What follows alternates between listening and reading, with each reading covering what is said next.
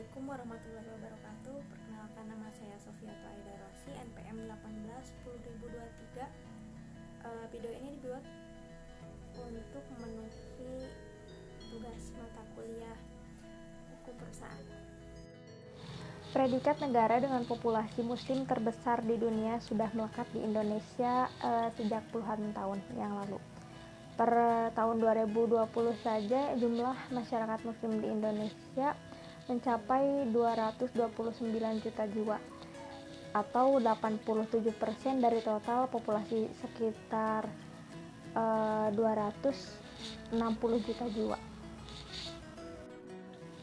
Laporan ekonomi dan keuangan syariah tahun 2019 milik Bank Indonesia yang mencatat bahwa kinerja ekonomi syariah secara umum mencapai 5,72%, dan capaian itu melebihi laju pertumbuhan ekonomi yang berada di kisaran 5%. Kemudian Otoritas Jasa Keuangan atau OJK mencatat akses keuangan syariah tumbuh 20,61% secara tahunan mencapai 1.639,08 triliun per Juli 2020.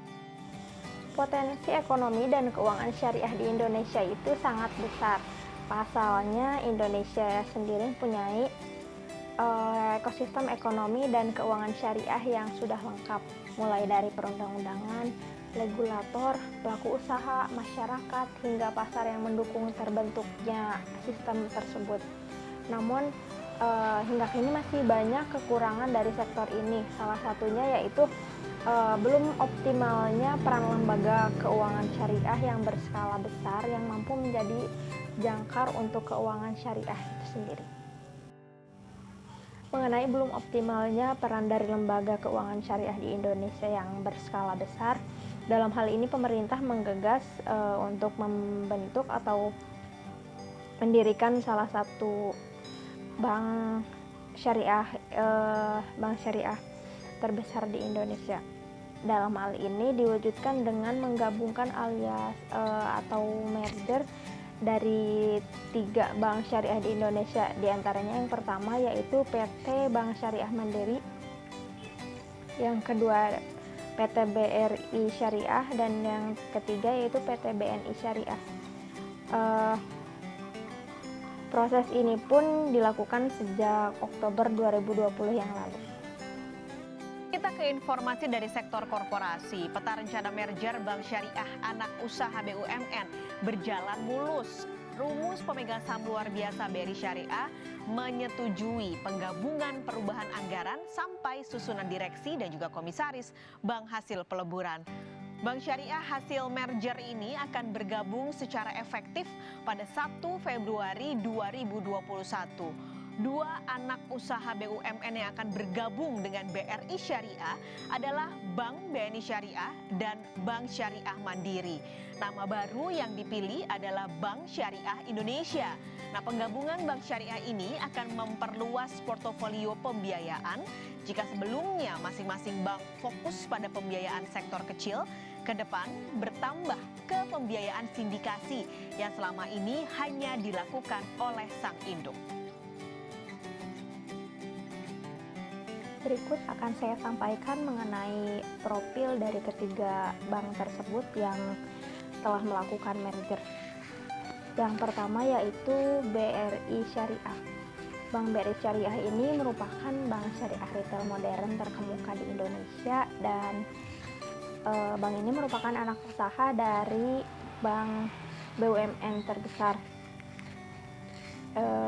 PT Bank Rakyat Indonesia Tbk atau BRI Syariah. Ini berawal dari sebuah akuisisi Bank Jasa Arta oleh Bank BRI pada tanggal 19 Desember 2007. Kemudian yang kedua yaitu Bank BNI Syariah. Bank BNI Syariah ini merupakan lembaga perbankan di Indonesia. Bank ini semula bernama Unit Usaha Syariah Bank Negara Indonesia, yang merupakan anak perusahaan dari PT BNI sejak 2010. Unit usaha BNI Syariah ini berubah menjadi Bank Umum Syariah dengan nama PT Bank BNI Syariah. Kemudian yang ketiga yaitu Bank Syariah Mandiri. Bank Syariah Mandiri ini merupakan lembaga perbankan di Indonesia. Bank ini berdiri pada tahun 1955 dengan nama Bank Industri Nasional. Bank ini beberapa kali berganti nama dan terakhir kali berganti nama menjadi Bank Syariah Mandiri pada tahun 1999 setelah sebelumnya bernama Bank Susila Bakti yang dimiliki oleh Yayasan Kesejahteraan Pegawai Bank Dagang Negara dan PT Mahkota Prestasi.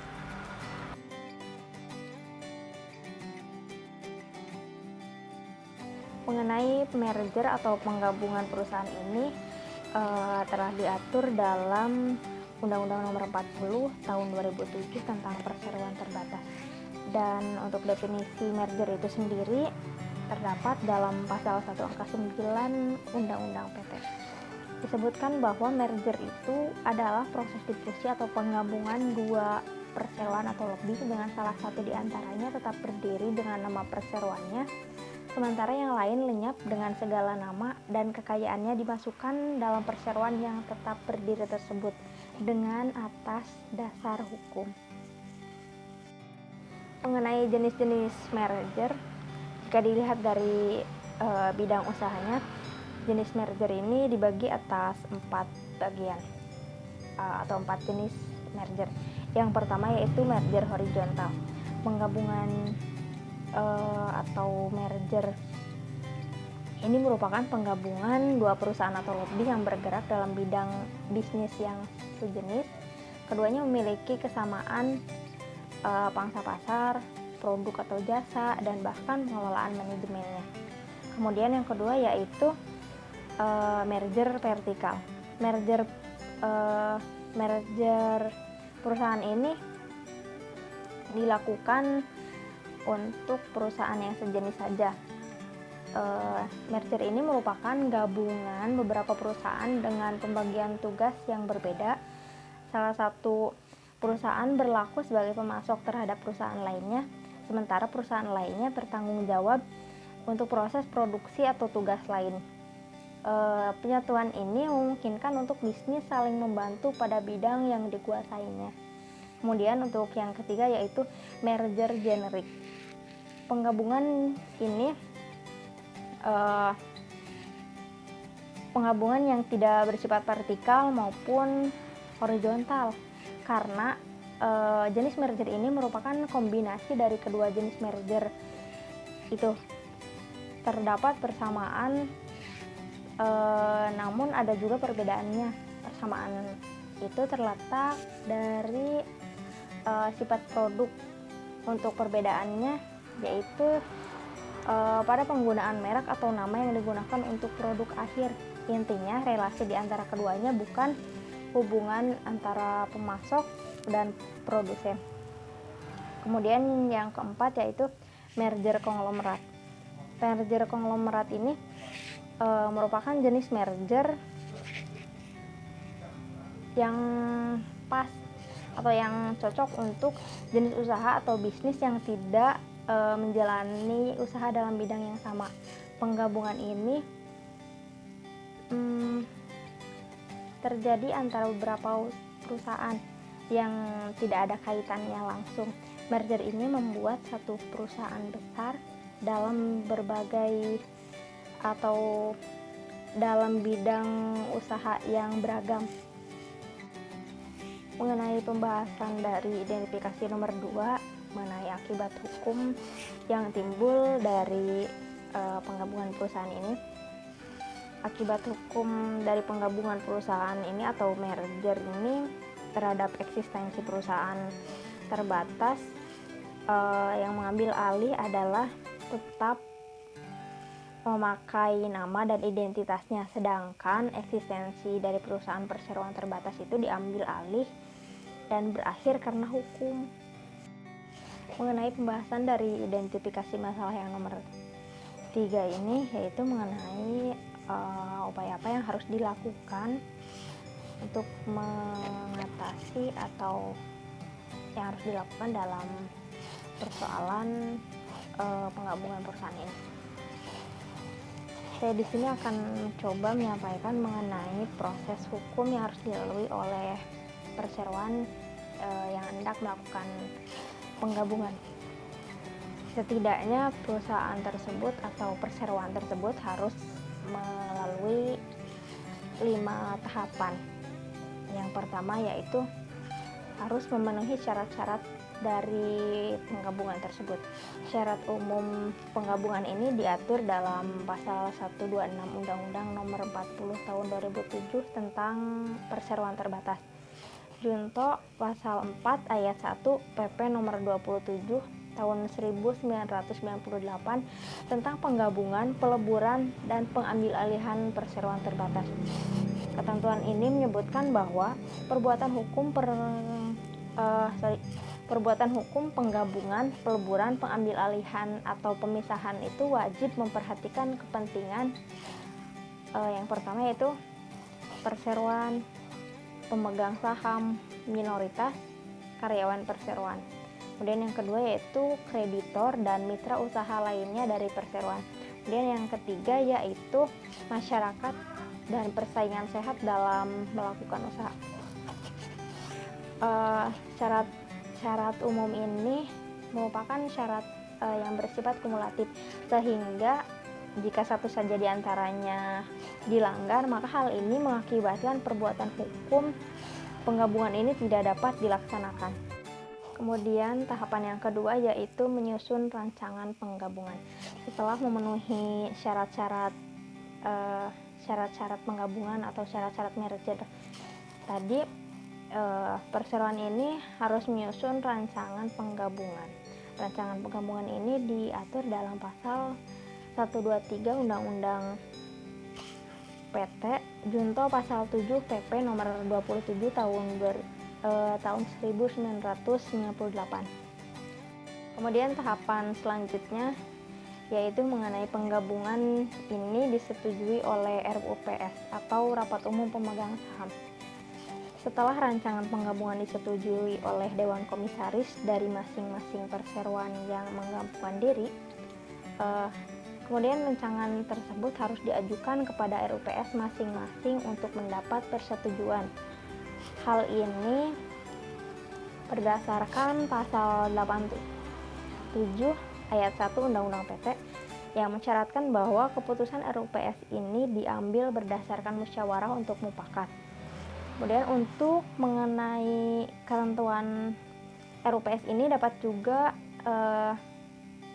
diambil dari ketentuan pasal 89 ayat 1 Undang-Undang PT yang menyatakan bahwa RUPS untuk menyetujui penggabungan dapat dilakukan jika dalam rapat paling sedikit 3/4 bagian dari jumlah seluruh saham dengan hak suara hadir atau diwakili dalam RUPS, dan keputusan adalah sah jika disetujui paling sedikit 3/4 bagian dari jumlah suara yang dikeluarkan, kecuali anggaran dasar menentukan quorum kehadiran dan atau ketentuan persyaratan penggabungan keputusan RUPS ini yang lebih besar. Kemudian tahapan selanjutnya yaitu mengenai pembuatan akta penggabungan. Setelah masing-masing RUPS menyetujui rancangan penggabungan yang diajukan, maka rancangan penggabungan ini dituangkan dalam sebuah akta penggabungan. Hal ini berdasarkan ketentuan yang terdapat dalam pasal 128 ayat 1 Undang-Undang PT, bahwa akta penggabungan itu dibuat yang pertama harus di hadapan notaris, dan yang kedua akta penggabungan ini dibuat dalam bentuk bahasa Indonesia.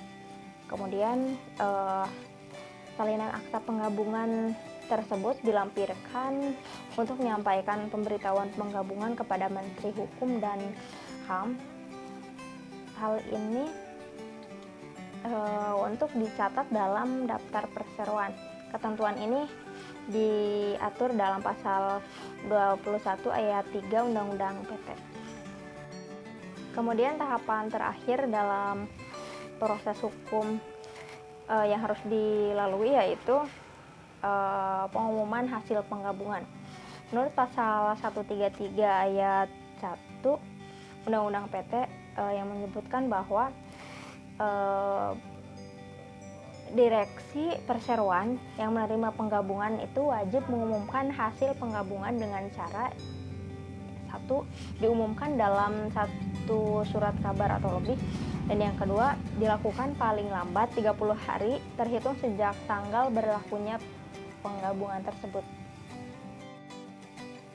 Kesimpulan dari pembahasan mengenai penggabungan perusahaan atau merger perusahaan ini dapat saya simpulkan bahwa untuk melakukan merger perusahaan ini tentunya tidak mudah memadukan dua perusahaan menjadi satu.